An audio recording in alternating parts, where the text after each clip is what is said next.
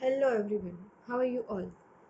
सो अभी तक हमने दो सम किए हैं। एक में हमने ग्राफ के ऊपर से हमने फाइंड किया कि नंबर ऑफ ज़ीरोज़ कितने हैं पॉलिनॉमियल के, और सेकंड में हमने पॉलिनॉमियल दी गई थी, हमने ज़ीरोज़ को फाइंड किया एंड देन हमने relationship between coefficient and zeros को हमने चेक किया है। ये है हमारा थर्ड टाइप, जिसमें क्या करना है, find the quadratic polynomial each with the given numbers as the sum and the product of its zeros respectively.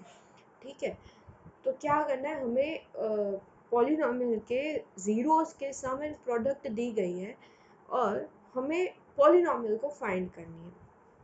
ठीक है, तो लेट्स स्टार्ट। अच्छा, सबसे पहले हम करेंगे एग्जाम्पल नंबर 4, जो मैंने आपसे कहा था कि हम बाद में करने वाले हैं। ठीक है, तो आज हम ये करने वाले हैं। एग्जाम्पल नंबर 4 में आपको दिया गया है कि find the quadratic polynomial the sum and the product of whose zeros are -3 and 2 respectively. ठीक है, तो हमें दिया गया है -3 and 2, तो सम है -3 एंड प्रोडक्ट है 2। तो कैसे लिखना है वो मैं सबसे पहले आपको यहाँ पे एक्सप्लेन कर रही हूँ। तो सबसे पहले हम लिखेंगे कि let the quadratic polynomial be ax square plus bx plus c and its zeros be alpha and beta. Okay, also we have alpha plus beta is equal to, यहाँ पे हमें दिया है -3, सो -3, और alpha plus beta is equal to क्या होता है, -b/a। तो ये भी हमें साथ साथ में लिख देना है। And alpha beta is equal to 2 which is equals to c/a। Okay, so if a is equal to b is equal to and c is equal to, okay. अच्छा, यहाँ से सो निकाल दो, चलो। ओके, अब यहाँ पे आ गए हमारा थोड़ा रफ वर्क। ठीक है, हमें यहाँ पे ए बी और सी की वैल्यू सब्स्टिट्यूट करनी है। अब वो कैसे करेंगे, तो हम क्या करेंगे, यहाँ पे न्यूमरेटर को हम कंपेयर करेंगे और डिनोमिनेटर को कंपेयर करेंगे। फॉर एग्जांपल यहाँ पे -b/a है, तो यहाँ पे है -3/1। ओके, तो यहाँ से हम ऐसे लिख सकते हैं कि -b is equal to -3, so minus minus हो गया प्लस, तो b is equal to 3। Okay, second हम यहाँ पे ऐसे भी लिख सकते हैं कि a is equal to 1। Similarly second में ये c इज इक्वल टू हो गया 2, एंड यहाँ पे a डिनोमिनेटर में कुछ नहीं है, दैट मीन्स 1, तो यहाँ पे हो गया a इज इक्वल टू 1। तो दोनों ही जगह पर a की वैल्यू 1 आ गई। ठीक है, तो हम यहाँ पे लिख देंगे कि a is equal to 1, b is equal to यहाँ पे क्या मिला 3 and c is equal to 2। तो ये हो गया कि if a is equal to 1, b is equal to 3 and c is equal to 2, so one quadratic polynomial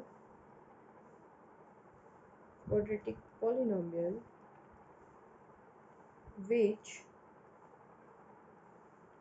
fits the given condition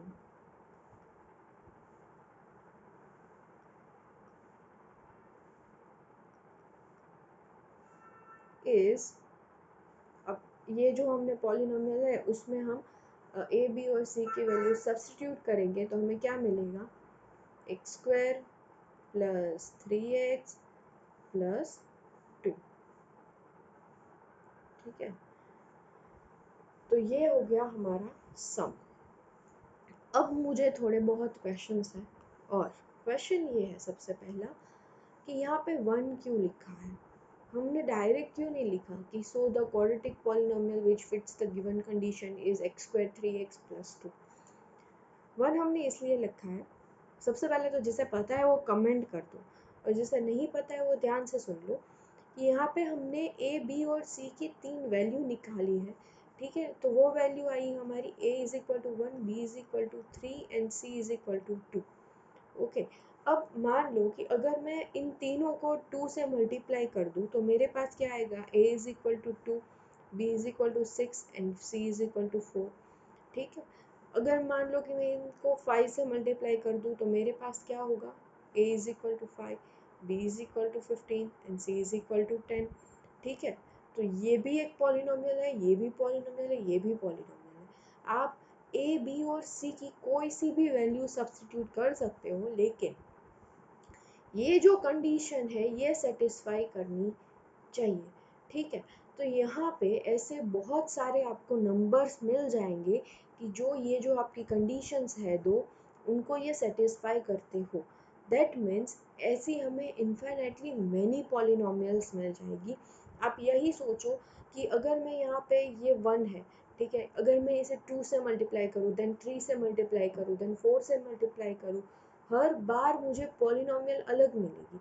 लेकिन ये पॉलिनोमियल जो है, सॉरी, ये जो हम पॉलिनोमियल को करें अलग अलग मिलेगी, वो पॉलिनोमियल ये कंडीशन सेटिस्फाई करेगी। दैट मीन्स हमें ऐसी इन्फाइनेटली मैनी पॉलिनोमियल्स मिलेगी। इसीलिए यहाँ पे हमें 1 लिखना बहुत ज़रूरी है। अगर हम डायरेक्टली ऐसा लिख दें कि so the quadratic polynomial is this, ठीक है, तो इसका मतलब क्या हुआ कि आपको सिर्फ ये एक ही पॉलिनोमियल ऐसे मिलेगी जो ये इस कंडीशन को सेटिस्फाई करती है, दूसरी पॉलिनोमियल इसके अलावा नहीं मिलेगी, जो कि गलत है। तो यहाँ पे आपके मार्क्स कट जाएंगे। तो ट्राई करो कि हमेशा ऐसी छोटी छोटी चीज़ों पर फोकस करो, और यहाँ पे हमेशा आपको 1 तो लिखना ही लिखना है। ठीक है, आई होप आप सबको क्लियर होगा, और अगर किसी को कोई भी डाउट है तो आप कमेंट सेक्शन में बोल सकते हो। अच्छा, अब हम स्टार्ट करते हैं हमारी एक्सरसाइज 2.2 के सेकेंड सम। ठीक है, तो उसमें से हम अभी फर्स्ट करेंगे। तो फर्स्ट क्या है, फर्स्ट है 1/4 एंड -1। दैट मीन्स हमें एडिशन सॉरी सम दिया है 1/4 एंड प्रोडक्ट दिया है -1। अच्छा, अब मैं आपको इन डिटेल नहीं दिखा रही हूँ लिख के, ठीक है। तो हर एक एग्जाम्पल में आपको ये तो लिखना ही है कि ax plus b x plus c हमारी पॉलिनोमियल है, अल्फा बीटा इसके ज़ीरोस है। ठीक है, देन अल्फा प्लस बीटा क्या दिया गया है, 1/4 which is equal to -b/a, and alpha into beta क्या है हमारे पास, -1 which is equals to c/a। ठीक है, तो अब हमें क्या करेंगे, ये हो गया हमारा रफ वर्क यहाँ से। ठीक है, रफ वर्क में हमें क्या करना है कि हमें a b और c की वैल्यू फाइंड करनी है। ठीक है, अच्छा, तो सबसे पहले हम फाइंड करते हैं b से शुरू करते हैं। तो यहाँ पे न्यूमरेटर को कंपेयर करते, तो 1 is equal to -b, that means b आ गया हमारा -1, तो ये b हो गया फाइन।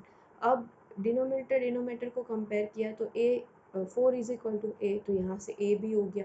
अब यहाँ पर भी हम सेम चीज़ करेंगे, -1 इज इक्वल टू c है, that means c is equal to -1, तो ये भी हो गया। अब यहाँ पे a कर लो, तो a है यहाँ पे डायरेक्टली 1, क्योंकि यहाँ पे डिनोमिनेटर में कुछ नहीं है तो 1 तो है ही। बट यहाँ पे कुछ दिक्कत आ गई कि हमें यहाँ पे a की 2 वैल्यू मिल गई, तो हम कौन सी कंसिडर करें। तो ऐसे केसेस में आपको क्या करना है, हम क्या करेंगे कि इस वैल्यू को दो यहाँ पे केस कर सकते हैं, दो वे से काम कर सकते हैं। तो अगर हम इसको पहले 4 से मल्टीप्लाई कर दे तो हमें a की वैल्यू क्या मिल जाएगी, 4। तो अब a को मल्टीप्लाई किया है तो इसके साथ जो है, मतलब यहाँ पे a के साथ c है तो c को भी मल्टीप्लाई करना पड़ेगा। तो c की वैल्यू क्या मिलेगी, यहाँ पे -1 है, 4 से मल्टीप्लाई किया तो -4।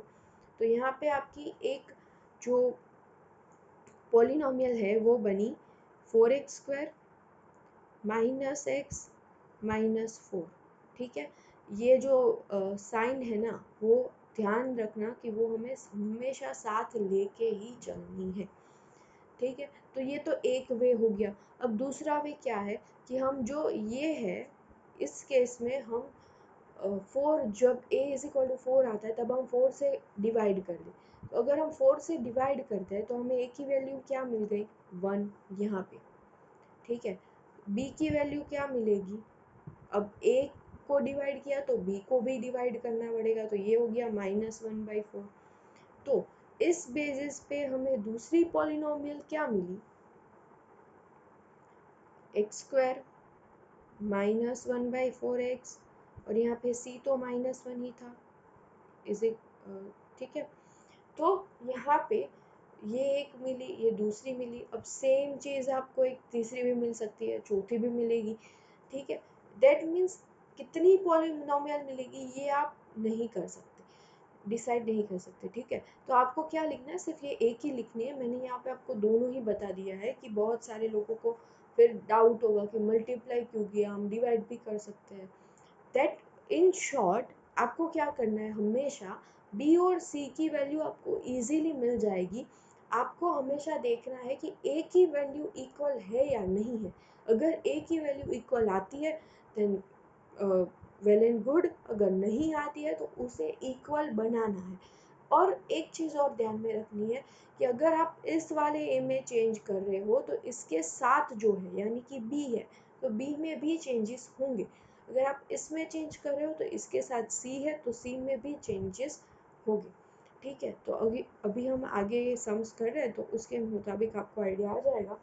तो सेकंड है √2 एंड 1/3, ठीक है। तो आपको दिया है alpha plus beta is equal to √2, that means -b/a, and alpha into beta is equal to दिया है 1/3, दैट मीन्स c/a, ठीक है। अब हमें देखनी है a, b और c की वैल्यू। सबसे पहले देखो b की वैल्यू, तो -b इज इक्वल टू क्या है यहाँ पे √2, तो b हमें मिल गया -√2, ठीक है। अब यहाँ पे a जो है डिनोमिनेटर में इसके 1 है, यहाँ पे डिनोमिनेटर में 3 है, ठीक है। तो सबसे पहले इसे ही करते हैं, तो a इज इक्वल टू 1 यहाँ पे लिख देते हैं। अब बारी आई c की, तो c के पास क्या है 1, फिर यहाँ पे a के पास क्या आ गया 3। अच्छा, हमेशा ना एक बात मुझे हमेशा कंफर्टेबल ये लगता है कि मैं मल्टीप्लाई कर दूँ। तो यहाँ पे 3 है तो मैं यहाँ पे 3 से मल्टीप्लाई कर दूँगी, तो मेरे पास a आ जाएगा 3 और मेरे पास b हो जाएगा -3√2। तो मेरी पॉलिनोमियल बन गई 3x² -3√2 +1, ठीक है। ज़रूरी नहीं है कि अगर मैं मल्टीप्लाई कर रही हूँ तो आप भी मल्टीप्लाई ही करो। आप यहाँ पे a को 3 से डिवाइड भी कर सकते हो, लेकिन मुझे हमेशा कंफर्टेबल लगता है कि मैं मल्टीप्लाई करने में मैं ज़्यादा प्रेफरेबल हूँ, ठीक है। तो यहाँ पे हो गया हमारा सम कंप्लीट। अभी हम देखते हैं सम नंबर 3। तो 3 क्या है 0√5, ठीक है। अब यहाँ पे देखो अल्फा प्लस बीटा आपको दिया है 0, दैट मीन्स -b/a आपको दिया गया 0, अल्फा इंटू बीटा क्या है √5 विच इज़ इक्वल्स टू c/a। अच्छा, अब यहाँ पे सबसे पहले तो हम b को ही चूज़ करेंगे, तो -b is equal to 0, that means b is equal to 0। अब एक चीज़ आपको ये याद रखनी है कि आप 0 के डिनोमिनेटर में आप कोई सा भी नंबर लिखो, ठीक है, वो हमेशा ज़ीरो ही होगा। यहाँ पे मैं 100 लिखूँ तो भी ये ज़ीरो होगा, यहाँ पे मैं 1 लिखूँ तब भी ये ज़ीरो ही होगा, ठीक है। तो जब ऐसे आप सम देखो ना, तब यहाँ से आपको a की वैल्यू फाइंड नहीं करनी है, यहाँ से आप a की वैल्यू अभी रहने दो। आप आ जाओ c पे, तो c क्या है आपका √5, और यहाँ पे a आपको क्या मिल रहा है 1, डिनोमिनेटर में कुछ नहीं है इसलिए 1, ठीक है। तो यहाँ पे आप कंफर्टेबल हो, आप a की कोई सी भी वैल्यू चूज़ कर सकते हो। तो आपको मिल गई डायरेक्टली a, b और c की वैल्यू, तो आपकी पॉलिनोमियल बन गई x², यहाँ पे 0 है, ठीक है, तो 0x प्लस √5, जस्ट इसको आप x² प्लस √5 भी लिख सकते हो। डन। तो ये हो गया हमारा थर्ड सम। अब बारी है हमारे फोर्थ सम की। तो फोर्थ सम है 1 1, ठीक है। That means alpha plus beta is equal to 1 which is equal to -b/a, alpha beta is equal to 1 which is equals to c/a। Okay. अच्छा, अब सबसे पहले b की बारी, तो minus B is equal to 1, that means b is equal to -1। ठीक है, जब आप ऐसे रफ वर्क करो ना तब आप ऐसे भी कर सकते हो, जो आपकी फाइनल जो वैल्यू आती है वहाँ पर आप अंडरलाइन कर दो कि कोई बॉक्स कर दो ताकि आपको हाईलाइट रहे। ठीक है, तो यहाँ पे a के डिनोमिनेटर में कुछ नहीं है तो a इज इक्वल टू 1। अच्छा, अब बारी है c की, तो c इज इक्वल टू 1, और यहाँ पर भी a के डिनोमिनेटर में कुछ नहीं है तो यहाँ पर भी a इज इक्वल टू 1 आएगा। तो ये दोनों वैल्यू सेम है, तो बिना कोई झंझट के हम अपनी पॉलिनोमियल लिख देंगे। पॉलिनोमियल बनेगी x² माइनस एक्स प्लस 1, है ना, शॉर्ट एंड स्वीट। अच्छा, अब फिफ्थ की बारी है। फिफ्थ क्या है, -1/4, 1/4। ओके, तो इसमें अल्फ़ा प्लस बीटा क्या हो जाएगा, -1/4 which is equals to -b/a, और alpha into beta is equal to 1/4 which is equals to c/a। तो अब बारी आई ए बी सी को फाइंड करने की। ठीक है, तो सबसे पहले हम जाएंगे b को ढूंढने, तो -b is equal to -1, that means b is equal to 1, ये माइनस माइनस प्लस हो गया। ठीक है, अब यहाँ पे a की वैल्यू हमें दी गई है 4, तो एक वैल्यू हमें मिल गई। अब c की बारी, c की वैल्यू हमें दी गई है 1, और यहाँ पर भी a की वैल्यू हमें 4 ही दी गई है, तो बिना कोई झंझट के हम अपनी पॉलिनोमियल लिख देंगे। पॉलिनोमियल क्या होगी, 4x², अब ये b प्लस 4x और ये c, sorry plus x plus 1, तो ये हो गया हमारी एक पॉलिनोमियल। ठीक है, अब आ गया हमारा लास्ट सम इस चैप्टर का भी और इस मेथड का भी, सिक्स्थ सम। सिक्स्थ सम क्या है, 4 1। ठीक है, तो alpha plus beta is equal to 4 which is equal to -b/a, alpha into beta which is equals to 1 which is equal to c/a। तो अब बारी आ गई ए बी सी को ढूंढने की, तो -b is equal to 4, that implies b is equal to -4। ठीक है, तो b तो मिल गया। अब a के डिनोमिनेटर में कुछ नहीं है इसलिए 1, तो हमने लिख दिया कि a इज इक्वल टू 1। अब आ गई c की बारी, तो c is equal to 1, denominator में कुछ नहीं है तो a इज इक्वल टू 1 हो गया। ये दोनों सेम है, तो बिना कोई झंझट के लिख दो पॉलिनोमियल। क्या होगी, क्या होगी, x² माइनस 4x प्लस 1।